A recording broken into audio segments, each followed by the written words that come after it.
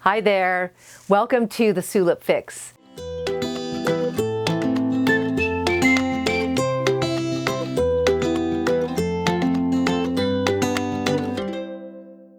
I'm Wanda, and today I want to sort of demystify the fountain pen. I want to talk to you about paper, basically give you some tips on writing letters and maybe ways to embellish them. As you know, I'm a big letter writer, and especially in today's day and age, I think a handwritten letter is so powerful and so meaningful because, number one, we're in the pandemic and a lot of people can't see each other, we're not traveling, and so, you know, I think that people are just a little lonelier this year, last year, than they have been, and so how nice would it be to send a letter to someone that you haven't seen in a while and for them to receive that letter, that handwritten letter, a letter that you spent time on, and that if they received it, it would be such a meaningful gesture. So on that note, how to write a letter and what ingredients do you need? Well, the first thing you need is a surface to write on. So paper, right? I mean, I've written letters on other things besides paper, bark, pressed vegetable like papyrus, but normally for normal folk, paper. So you can write a letter or a shorter note on a card such as this. This is a very typical size. It's about a 4.5 by 6.5 card. It fits beautifully inside an envelope, and this size is actually great for a thank you note, for instance. It's just enough to write 3 to 5 sentences. This happens to be a trimmed edge paper. It's really smooth.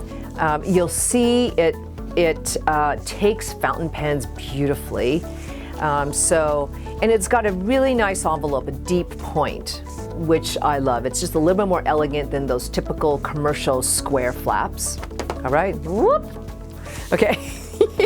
And then there's also handmade papers. And this happens to be a handmade lavender paper. It's from a paper mill called Arpa, which is in Spain. They make a beautiful paper out of cotton, a little bit of linen sometimes, but a handmade paper is characterized by what's called a deckled edge. Do you see that? It looks kind of hand-torn. Well, that is a deckled edge, okay? And the envelope is even made in that same way. So the sign of a handmade paper is a deckled edge, and the reason why you have a deckled edge is that each particular paper was made by itself, like this one piece of paper, versus it wasn't made, a piece of paper isn't large and cut up into smaller pieces like this. This paper actually was made in this size just by itself. So this is a square card.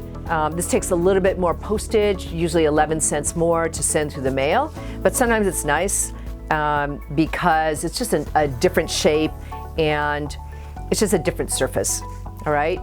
Over here, I have some other paper from the Velký Loazny paper mill in the Czech Republic. One of my favorite papers because I love the surface of it. It's got a beautiful texture. These also are handmade papers, and you could see because of this deckled edge. So if you have a longer letter that you want to write, you can use the social size sheet, which is here, which is really for social purposes, or if you have a longer letter to write, I don't know, maybe you want to work something out with your boyfriend, your husband, your wife, a friend, you need longer, you need a longer surface and a bigger surface, and this is a letter sheet, okay? So that's a little bit about paper. Now, when it comes to pens, I'm going to show you fountain pens because people tend to, they romanticize about writing with a fountain pen. I like fountain pens because they sort of slow you down a little bit. I mean, you can write fast with a fountain pen just like a rollerball, but there's something beautiful about a fountain pen and how the ink sort of flows through the threads and then onto the paper surface. So what is a fountain pen? So a fountain pen, I'm going to bring this here so at least there's a white surface and maybe you could see things better. But this is a fountain pen. It's got a little bit of a flat nib, and when you have a flat nib, it makes for a wider line. And so this is what I'm going to use is I'm going to use a cartridge. So fountain pens can be loaded in a couple ways. Number one, and probably the easiest, is this cartridge. You could buy this in any stationer, office supply store, and the idea is, I'm gonna make sure So there's the right side and the wrong side, and I don't know if this is the right side or the wrong side. I'm hoping this is the right side that you poke. So I'm gonna insert this in, and yeah, I heard a little poke. Okay, so basically there's basically a pin that punctures the this cartridge, and then I'm going to put the cap on.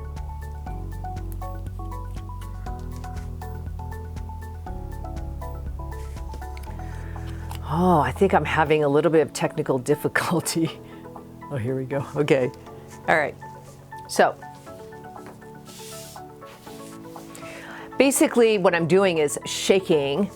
No, I'm shaking the pen just to help the ink go down the thread a little bit more. Faster. Here it comes. All right, so now we've got, you know what, I'm gonna get my glasses on because I can't really see that well. Okay, all right, here we are.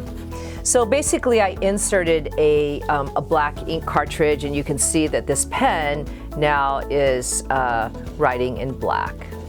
All right, okay. So, but what if, because ink cartridges basically come in, most of the time, they're available in black and blue. And although those are great colors to write a letter in or to write with, what if you wanted another color? Well, all right. There's two ways to get colored ink. And you can either, so this is bottled ink, and bottled ink comes in, all colors of the rainbow and more. All right. And you use what is called a converter. So a converter is this, and it's got a piston, and you can see as I twist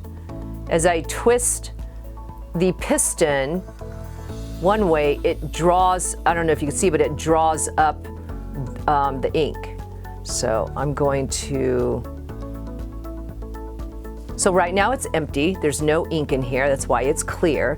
I'm going to basically put this so that the tip is in the ink, and then I'm going to twist so that it basically suctions up the ink. It could be a little bit of a messy process if you're not careful. And now look at this, is whereas once it was clear, now it's full of ink. It's full of this purple eggplant, poussière de lune. It's called. I'm just gonna make sure that, yeah, okay, it's so gorgeous. All right, and then I'm gonna take this and I'm going to load it. So this pen can either take a classic ink cartridge like the one I put in here, or it could take this. This basically replaces the ink cartridge. And I poke it in. I screw on the cap. I'm gonna let the pen sort of just make its way down to the point. I'm just gonna write on this paper, this smooth paper.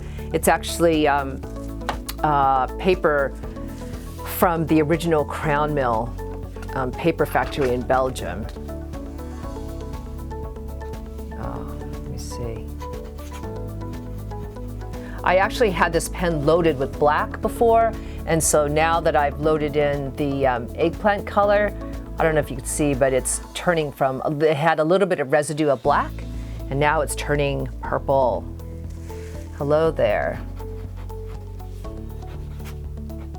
how are you liking this pen?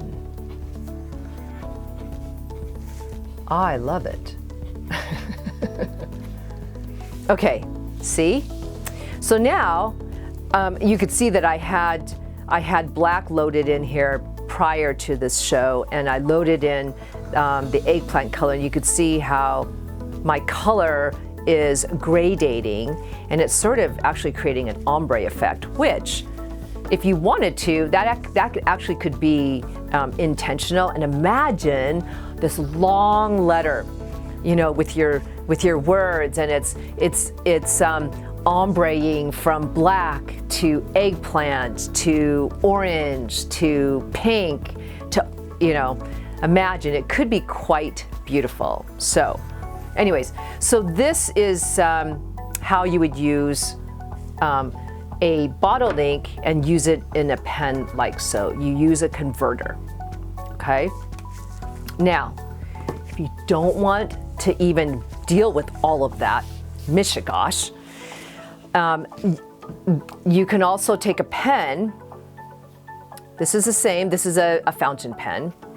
Now, there are colored ink cartridges, and these ink cartridges, they're by J or Ben, and they fit in most standard fountain pens. They, unfortunately for me, they don't fit into my lovely Lamy pens, so that's why in order for me to get color in these pens, I use that converter. However, this is a pen that takes these colored inks, and so I'm just gonna use, here, I'll just use this blue. Okay, actually, I'm not gonna use blue. Forget that. I'm gonna use purple. I'm in a purple phase right now, so, okay, so I'm gonna use purple. And basically, this is a purple ink cartridge. You apply it and you insert it the same way you insert it with the tip that's supposed to be punctured. You press it in. I heard a little clip, and you put the base cap on. You let it, you let the ink sort of make its way down. I'm just gonna test it on my little tester paper. I need my glasses. Boy, okay.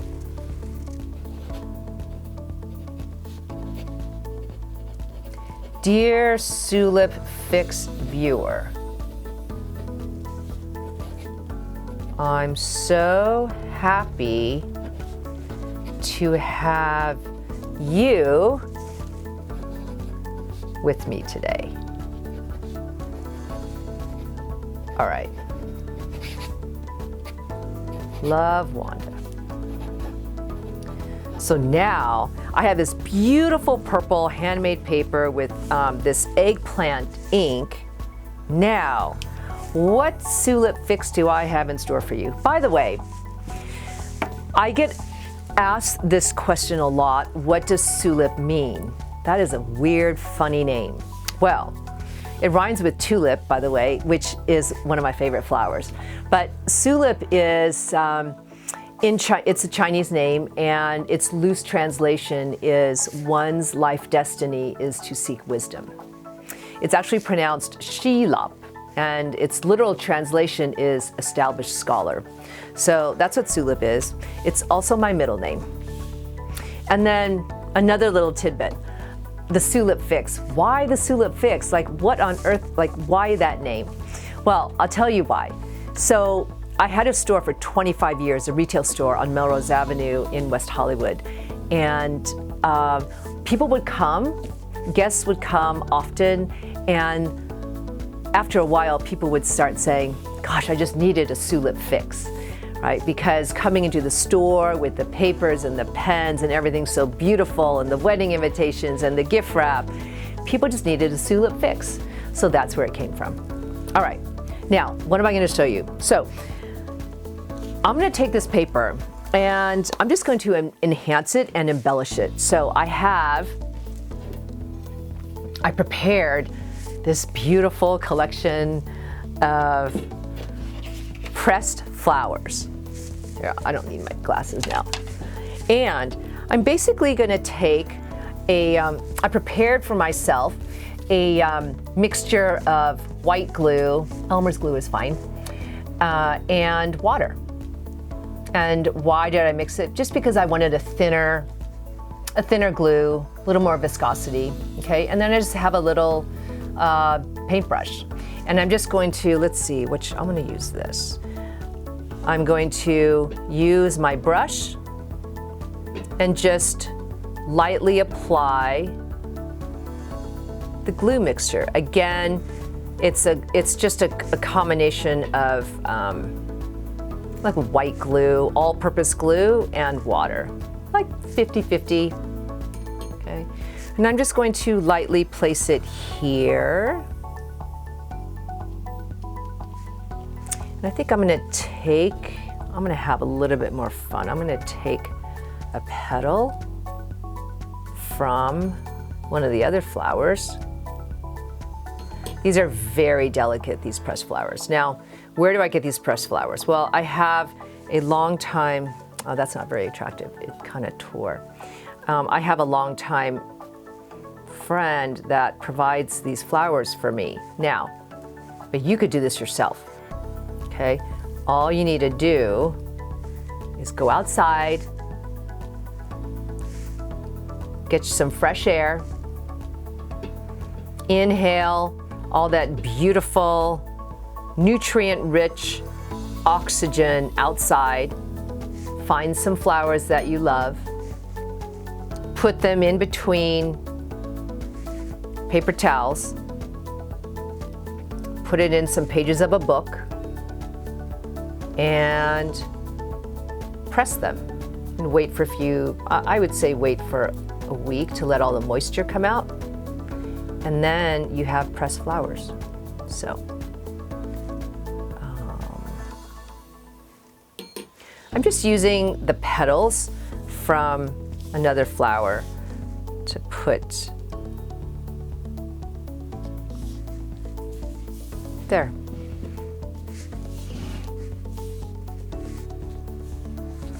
A little bit of sweetness onto my, well, it was beautiful paper, but just a little bit more sweetness to my letter. Now,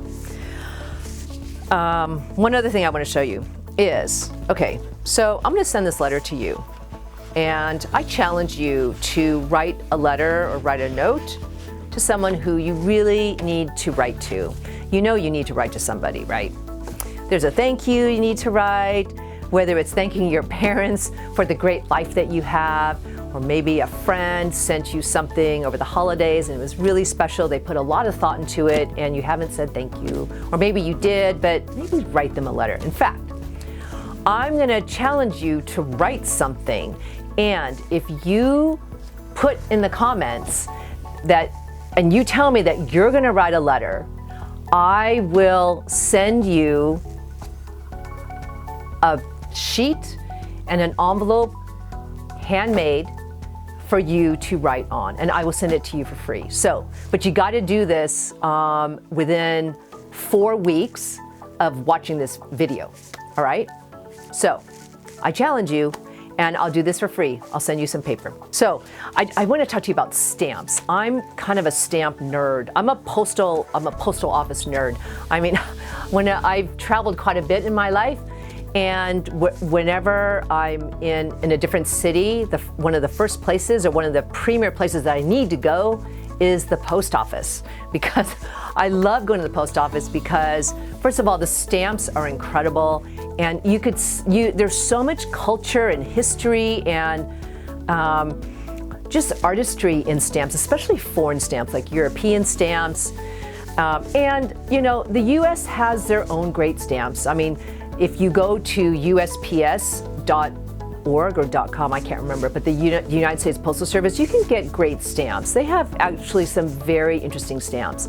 And I just encourage you to seek out a fun stamp that means something to you, or is colorful, or it's standing for something that you believe in. I love vintage stamps. I love working with vintage stamps.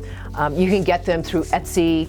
But here's some letters or cards that can be sent through the mail using vintage stamps as sort of an artistic expression. So vintage stamps, like there's a little collection here that I put together for you. Vintage stamps are, you know, they're never, I think it's, gosh, Ian, do you remember, do you know how much it is to send a letter? I don't know. It's in the 50s, you know, it's like every year or every 8 months it goes up by a penny. But, you know, really no big deal. I mean, thank goodness for our postal service workers. I mean, it should be more than 55 cents to send a letter. In any case, let's just say it's 55 cents and you get a 55-cent stamp. But in the olden days, you know, there was a time when it was 3 cents to send a stamp. I mean, send a letter, and this is a 3-cent stamp. So in order to, or this one is a 6-cent stamp. So in order to use these vintage stamps, as long as they haven't been hand canceled and they haven't been used, you can use them. So here is a collection of stamps, and there's enough postage. The 5 cents plus the 5 cents plus 5 cents. This one's 15 cents. This is enough to send this little envelope. And I love using stamps and curating them so that they create maybe an idea story, or in this case, a color story. So the letter's not done until you actually write the address of the recipient and also put the stamp on the upper right-hand corner, or multiple stamps. Okay? There you go. I expect to hear from you. Again, my offer is good. I will keep that offer, gosh, how long? I'll keep that offer open until